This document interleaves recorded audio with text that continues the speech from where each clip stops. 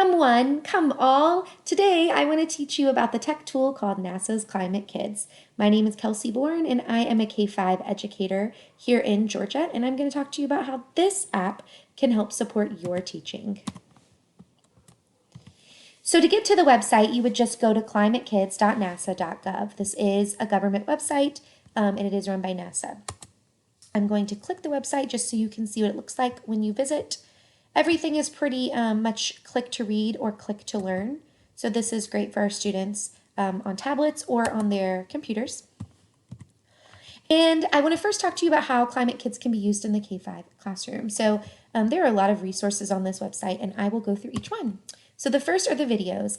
I would suggest using these for mini lessons or openings, and these are kid-friendly and kid language, ready to use in all of your lessons.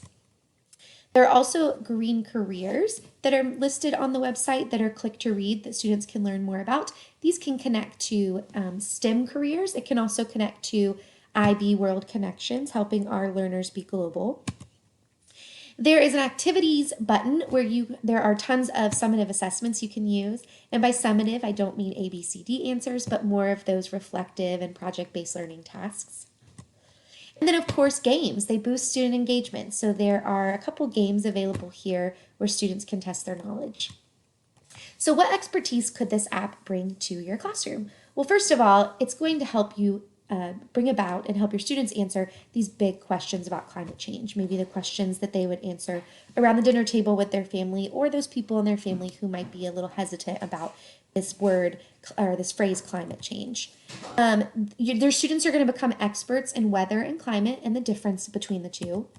They're going to learn about the atmosphere, greenhouse gases, and how our atmosphere does protect us.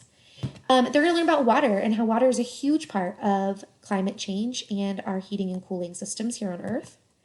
They'll learn about energy and how we can create clean energy, why carbon is important, but why we need to limit the amount of carbon in our atmosphere.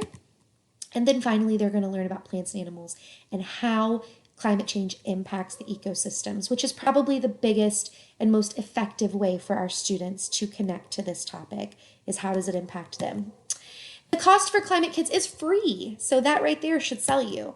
There are a couple drawbacks. The students do need a device that runs Adobe Flash. Tablets will work, but you have to go to settings and you have to enable the pop-up in Adobe Flash. It's going to work best on a PC, desktop, or a laptop, and your students will probably need headphones when exploring the website if doing so independently.